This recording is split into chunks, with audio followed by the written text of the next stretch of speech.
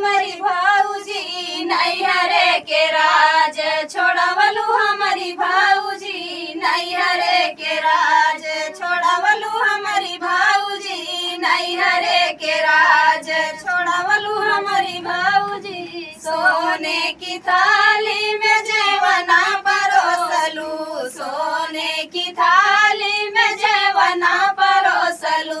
जेवना न जे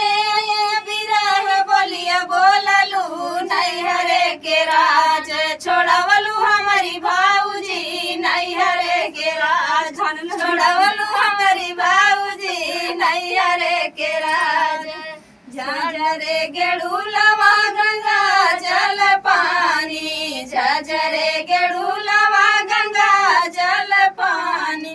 गेड़ूला न घोटे बिरह बोलिया बोललू नैहरे के राज छोड़वलू हमारी भाऊजी नैहरे के राज छोड़वलू हमारी भाऊजी नैहरे के राज छोड़वलू हमारी भाऊजी लाची लाची के बीरा जरावलू लाची लाची के बीरा जरावलू बीरवन पूछल बिरह बोलिया बोललू नैहरे के राज छोड़वलू हमारी भाऊजी नैहरे के राज छोड़वलू हमारी भाऊजी नैहरे के राज छोड़वलू हमारी भाऊजी रेशमी चदरिया के बिस्तर लगावलू रेशमी चदरिया के सेजिया सजावलू